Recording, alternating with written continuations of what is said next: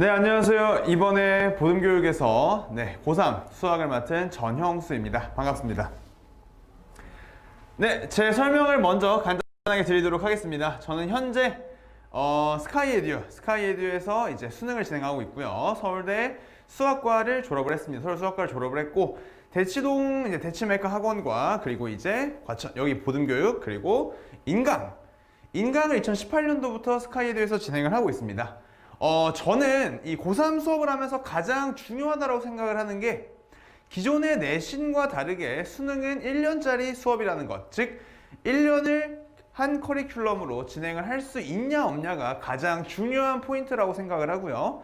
저는 실제로 2018년에 스카이에듀 입성 후에 2019년, 2020년 모두 1년짜리 커리큘럼을 계속 현강과 인강 모두 진행을 해왔습니다.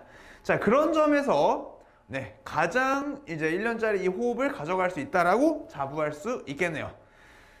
처음에 제가 이제 가장 간단한 변하는 수능 경향을 좀 알려드리도록 하겠습니다. 자, 이 수능 경향을 보기 전에 제가 가형과 나형으로 구분을 하였는데, 올해부터는 어머님들도 잘 아시겠지만 수원, 수투가 이제 공통 과목으로 들어가고요. 선택 과목에 미적분, 기하, 확통 이런 식으로 들어가죠. 그렇죠? 자, 그렇기 때문에 기존의 가나형과는 조금 다르지만 그럼에도 불구하고 사실 문과 학생들이 확통, 이과 학생들이 미적과 기하를 선택하는 게 유사하기 때문에 편의상 가나형으로 말씀을 드리도록 하겠습니다. 자, 커트를 제가 4년 동안 모아서 가지고 왔습니다. 가형 같은 경우에는요, 92, 88, 84, 78 에서 어떻게 변화했냐면요, 이제 아직 2주일 정도 지났죠? 2주일 전에 본 2021학년 수능 같은 경우에는, 자, 1컷이 92. 1컷은 계속 똑같습니다. 92, 92, 92, 92. 그죠? 그리고 2컷도 뭐 유사합니다. 88, 88, 85, 84. 자, 약간 드라마틱한 변화는 3컷과 4컷, 즉 3등급과 4등급에서 좀 볼 수 있는데요. 어머님들이 보시기에도 딱 확연하게 84에서 75점, 78점에서 64점으로 간격이 엄청나게 늘어났다는 것을 확인을 할 수 있겠습니다. 자, 이러한 커트가 이야기하는 내용은 딱 한 가지입니다. 시험이 훨씬 더 변별력을 가졌다는 것, 즉 어떤 말이냐? 문항들이 더 어려워졌다는 것을 의미합니다. 자, 기존의 수능의 가장 큰 변화는 준킬러 난이도의 상승입니다. 자, 이게 어떤 의미냐? 옛날 수능처럼 21번, 29번, 30번 이 세 문항이 어려워서 나머지 문항들의 변별력이 떨어지는 것이 아닌 준킬러들, 즉 14번부터 20번, 특히 19번, 20번, 그리고 26번부터 28번, 특히 28번 이러한 준킬러들의 문항들이 매우 어려워졌기 때문에, 자, 기존의 1등급, 즉 뭐다? 잘하는 학생들은 그래도 계속 잘한다. 자, 하지만 3등급과 4등급의 점수 차이가 늘어났다는 것은 그만큼 시험이 더 까다로워졌다는 것을 의미합니다. 자, 나형을 한번 볼까요? 나형 같은 경우에는 나형은 크게 변화가 없습니다. 물론 나형도 마찬가지로 3등급, 4등급에서 커트가 조금 떨어지긴 했지만 요거는 작년 수능이 너무나도 어려웠기 때문에 좀 크게 보이는 것 뿐이지 사실 크게 변화가 없습니다. 자, 이게 어떤 걸 의미하냐면요, 분명히 평가원은 우리를 가형 같은 경우에는 문제를 더 어렵게 내고 준킬러를 더 까다롭게 내어서 변별력을 만들고 있고요. 마찬가지로 문과, 나형 같은 경우에도 충분히 변별력을 만들고 있다라고 보시면 되겠는데, 자, 올해부터는 어떻게 되죠? 수원과 수투를 문이과 관계없이 모든 고등학생, 고등학교 3학년 재수, 즉 수능을 보는 학생들이 수원과 수투를 같이 봅니다. 자, 그 말은 당연히 뭐가 되겠어요? 당연히 가형에서 가형 공부를 했던 친구와 나형 공부를 했던 친구의 차이가 벌어질 수밖에 없다라는 거고요. 자, 그렇기 때문에 수원과 수투 난이도가 어려워지고 있는데 똑같은 문제로 시험을 본다라는 것은 그만큼 뭐다? 수원과 수투에 대한 대비가 매우 잘 되어 있어야 한다라는 이야기가 되겠습니다. 자, 요약해서 말씀드리자면은 등급 컷에서만 봐도 알 수 있듯 가형의 시험 문제는 점점 더 어려워지고 있고요. 자, 나형도 마찬가지로 조금씩 까다로워지고 있는데 특히 이번 2021학년 수능 같은 경우에는 수원과 수투가 공통 과목으로 들어가기 때문에 거기서 더 까다로워질 문제들을 정확하게 풀어야 한다가 가장 중요한 포인트가 되겠습니다. 자, 그래서 이 변하는 수능에 맞춘 키 포인트를 제가 간단하게 알려드리도록 하겠습니다.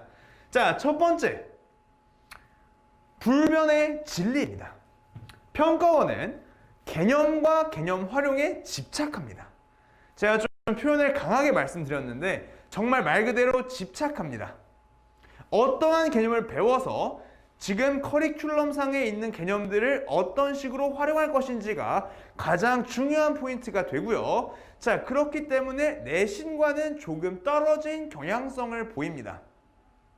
저는 흔히 이거를 지엽적이다, 내신이 지엽적이라도 표현을 하는데 내신 같은 경우에는 좁은 범위에서 정해진 문제를 만들어야 되기 때문에 비교적 중요하지 않은 개념들도 문항에 꽤 어렵게 등장을 합니다. 자, 하지만 수능 같은 경우에는 수원, 수투 그리고 플러스 한 과목, 즉 총 3과목이라는 방대한 내용에서 30문항이라는 비교적 적은 문항을 만들기 때문에 가장 핵심적인 개념과 개념 활용에 집착합니다. 이건 다른 말로 얘기하면은 내신에 비해 그만큼 유형이 정형화되어 있다는 것을 의미합니다. 즉, 우리가 어떤 개념이 등장하고 어떤 개념 활용이 포인트가 되는지를 알고 있으면 충분히 그에 맞춰서 내신보다 훨씬 오래, 훨씬 빨리, 훨씬 정확하게 대비할 수 있다라고 말씀드릴 수 있겠네요. 네, 두 번째는 제가 계속 지금 개념 활용이 중요하다라고 말씀을 드리고 있는데, 자, 그러면은 개념 활용은 어떤 식으로 공부해야 되는가? 단순히 교과서에 나와 있는 개념이 이거다라고 읽으면 안 되겠죠. 모든 학생들이 교과서를 보고 문제를 풉니다.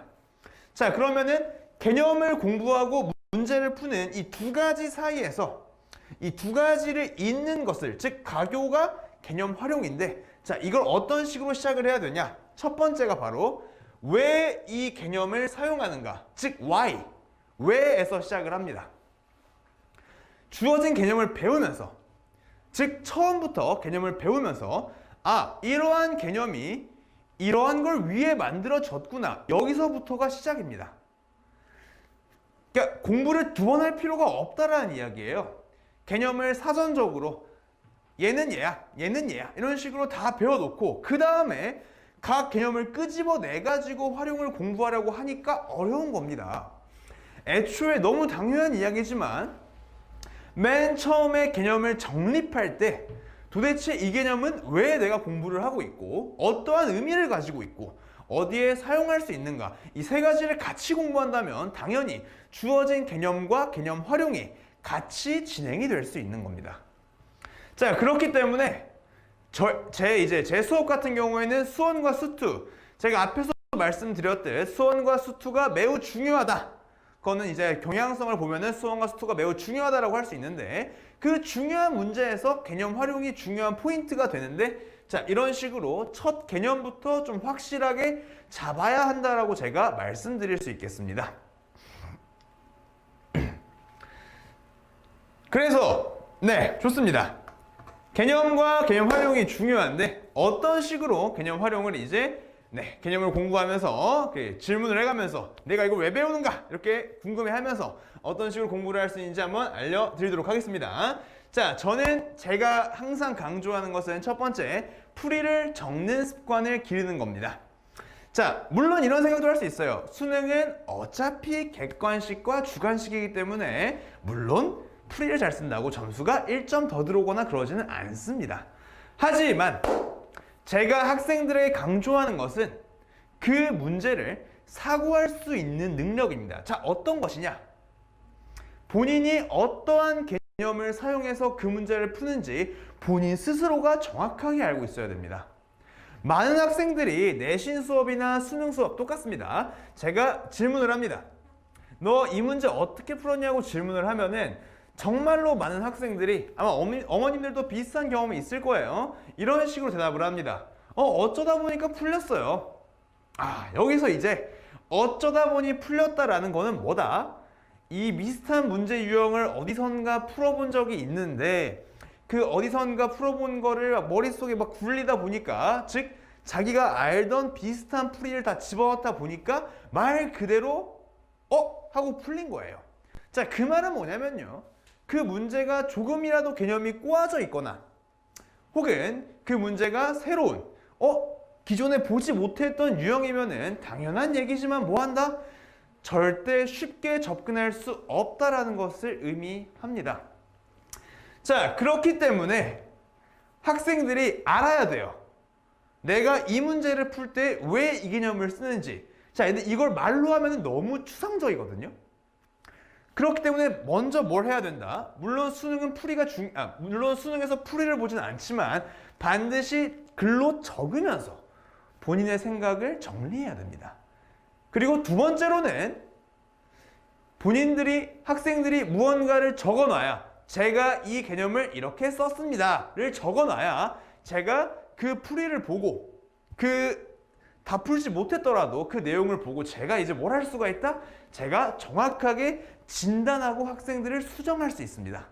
자, 그렇기 때문에 첫 번째, 반드시 자기의 풀이를 적어야 한다. 자, 그렇게 자신의 풀이를 적다 보면은 본인들도 천천히 알게 됩니다. 내가 이 문제는 이 개념을 왜 이런 이유 때문에 사용을 했구나. 함수의 그래프 문제인데 함수의 그래프를 구하기 위해 제일 쉬운 것이 도함수기 때문에 뭐 이런 식으로 내가 도함수를 사용을 했구나. 자, 그럼 당연히 뭐가 되냐면요, 기존에 그냥 비슷한 유형이라서 내가 풀었던 풀이법을 막 찾고 그런 게 아니라 무엇이 되냐, 보자마자 이러한 유형의 문제는 이러한 개념을 사용하는 게 맞겠지, 맞아, 그랬어, 이러면서 당연히 풀이 시간이 짧아지게 됩니다. 네, 그리고 많은 어머님들과 많은 학생들이 착각을 하는 게, 시간 관리는요, 시간 관리는 뭐 비법이 있는 게 아니에요. 뭐 갑자기 시험 한 달 전에 시간을 줄이겠다, 갑자기 시험 뭐 3달 전에 시간을 줄이겠다, 이런 게 아닙니다. 시간 관리는요, 본인이 어떤 개념을 왜 활용해야 되는지 정확하게 알고 있기 때문에 그 문제에서 개념을 도입하는 속도가 빨라지고요. 그럼 자연스럽게 평가원 문제는 개념의 활용이 포인트이기 때문에 자연스럽게 개념 활용을 하면서 문제가 쉽고 간결하게 풀리는 겁니다. 왜? 그 출제자의 의도를 정확하게 파악을 할 수 있으니까요. 출제자가 이러한 개념을 활용해라 라고 말한 문제를 본인이 이러한 개념을 활용하는 문제구나 라는 걸 스스로 알 수 있다면 당연히 시간 관리는 부가적인 수입으로 따라 들어옵니다. 자, 그렇기 때문에 제가 항상 강조하는 거, 풀이를 적는 습관과 항상 어떤 개념을 사용해야 되는지 이 두 가지에 저는 초점을 맞춰서 수업을 진행을 합니다. 자, 그래서 보면 알겠지만 저는 자체 교재를 사용을 합니다. 자체 교재를 사용을 하는데, 자, 교재 구성은 크게 세 가지입니다. 첫 번째가 개념 연결, 두 번째가 개념 이해, 마지막이 개념 확인입니다. 가장 기본적인 세 단계를 구성을 하고요. 자, 개념 연결은 개념을 이해할 때 그 개념 하나의 사전적인 뜻을 아는 것은 아무런 쓸모가 없습니다. 그거는 한글을 읽을 수 있으면 그 누구도 이해할 수 있는 내용이에요. 제일 중요한 거는 이 개념이 다른 개념과 어떻게 연관이 있는지 혹은 어떻게 연결이 되는지. 자, 그래서 그걸 파악함을 통해 개념을 확실히 이해할 수 있고요. 여기서 제가 말하는 이해는 이제 이해하셨겠지만 말 그대로 그 단어를 이해하는 게 아니라 담겨있는 정확한 뜻, 정확한 활용법을 이해한다, 알게 된다는 겁니다. 그리고 마지막은 당연히 확인을 해야겠죠. 예제를 통해 확인하는 이 3단계 구성으로 이루어져 있고요. 실제 지금 인강에서도 동일한 교재를 사용을 하고 있습니다. 여기서 조금 더 포인트를 하나 드리자면은, 현강은 그래서 제가 학생들의 수준에 맞춰서 계속 수정을 합니다. 저는 이 책으로 뽑을 수 있지만 책으로 프린트하지 않고 단원별로 저는 워크북식으로 주거든요. 그 이유가 뭐냐면 책으로 뽑아버리면 수정이 불가능하지만 단원별로 워크북으로 진행하면 학생들의 수준에 맞춰서 부분 수정이 가능하기 때문에 항상 딱 맞는 맞춤 교재라고 말씀을 드릴 수 있을 것 같네요. 네. 자, 그래서 제일 중요한 거죠? 커리큘럼을 설명드리도록 하겠습니다. 자, 1월 6일 수요일부터 시작이 되고요. 수요일, 금요일 저녁 그리고 클리닉으로 추가되겠습니다. 자, 겨울방학에는 수강 내용이 수학 1, 수학 2입니다. 겨울방학 동안 수학 1, 수학 2에 선택과목 플러스 알파까지 하겠다는 욕심을 버리고 정확하게 수학 1, 수학 2가 가장 중요한 필수 과목이기 때문에 이 수학 1, 수학 2를 겨울방학 동안 완벽하게 잡자라는 취지를 좀 가지고 있습니다. 자, 교재는 제가 방금 말씀드렸듯 자체 교재와 주차별 워크북 마찬가지로 모두 워크북식으로 진행이 됩니다. 자, 수업 특징 및 장점은 딱 한 가지만 기억을 하시면 될 것 같아요. 학생들에게 정확한 개념과 개념 활용을 바탕으로 자연스럽게 따라오는 간결풀이가 저의 특징이자 장점이자 저의 모든 것입니다. 네, 이렇게 생각을 좀 하시면 될 것 같아요. 그냥 뭐 개념을 단순하게 그냥 이렇게 하는 게 아니라 시작부터 개념과 활용을 통해서 간결한 풀이까지 학생들과 저의 같이 소통을 하면서 맞춰가는 수업이 되겠습니다. 잘 안 보일 수도 있겠지만 자료가 아마 올라갈 거니까 한 번 더 말씀을 드리자면은 수학에서 가장 중요한 거는 선생님도 그런 것도 아니에요. 가장 중요한 거는 스스로 사고할 수 있는 능력이에요. 내가 이걸 왜 이렇게 생각하는지 고찰이라고 하죠. 가장 중요한 부분입니다. 자, 그렇기 때문에 끊임없이 선생님이란 사람이 제가 학생들에게 계속 프레쉬해야 됩니다. 계속 프레쉬를 넣어야 돼요. 계속 압력을 넣어야 됩니다. 너는 왜 이렇게 생각해? 이 문제는 왜 이렇게 풀었어? 아, 이걸 왜 이렇게 이해했어? 혹은 어떤 식으로 생각하면 좋을까? 즉 끊임없이 왜라는 질문을 던지는 선생님과 그걸 받아서 계속해서 사고하는 학생의 만남이 저는 가장 중요하다고 생각합니다. 즉 어떤 수업이든 소통이 가장 중요하다고 저는 생각을 합니다. 그래서 제가 풀이에 조금 더 집착하는 것도 있어요. 학생들의 풀이를 봐야 그 학생의 실제 모든 것을 좀 알 수 있다고 생각을 하기 때문에 저는 이렇게 생각을 합니다. 그래서 겨울방학 커리큘럼이었고요. 자세한 커리큘럼은 이렇게 나와 있습니다. 자, 수학원 12회차, 수학2 12회차로 진행이 되고요. 실제로는 조금 더 실제 이제 진도 같은 경우에는 학생들의 실력에 따라서 진도가 조금 더 줄어들 수 있다는 것을 기억해 두시면 되겠습니다. 요거는 추후 변경이 가능하다라고 생각하시면 되겠네요. 자, 그리고 제가 맨 처음에 말씀드렸던 거, 수능은 뭐다? 1년짜리 시험, 1년짜리 준비이기 때문에 항상 첫 시작 준비한 게 아니라 즉 1년을 모두 커버할 수 있냐가 가장 중요하다라고 말씀을 드렸습니다. 3월까지는 개념 완성과 개념 활용, 제가 아까 말했던 것처럼 정확한 개념과 주어진 개념의 활용을 3월까지 진행을 하고요. 자, 그럼 당연한 얘기지만 그 개념 활용을 통해서 간결한 문제풀이를 6월, 그리고 준킬러, 킬러 대비를 9월, 자 마지막으로 파이널, 이런 식으로 진행이 되겠습니다. 학생관리 시스템만 간단하게 설명드리고 저는 마무리하도록 하겠습니다. 저는 이제 항상 수업을 전후로 30분을 비웁니다. 자, 그게 어떤 의미냐면요. 항상 학생들에게 먼저 와서 질문해라. 혹은 끝나고 궁금한 게 있으면 또 질문해라. 처음에는 어려워요. 처음에는 어려운데 가장 중요한 게 질문입니다. 이게 뭐냐면요. 딱 수업을 들으면은 궁금하거든요. 분명히 궁금한 게 있는데 그리고 끝나고 질문을 안 하고 가버리면은 까먹습니다. 아, 이거 물어보려고 했었는데 뭐 다음에 와서 물어봐야지 하면은 무조건 까먹어요. 어쩔 수가 없는 거고요. 그래서 항상 전후로 30분을 질의응답을 진행을 하고요. 자, 매회 테스트가 진행이 됩니다. 테스트 같은 경우에는 결과는 문자로, 그리고 누적된 부분은 제가 상담을 통해서 어머님께 학생에게 이야기를 상담을 진행을 하고 있습니다. 이렇게 학생관리 시스템이 잡혀 있고요. 네, 마지막으로 저는 보든교육에서 수학을 가르치는 전영수입니다. 감사합니다.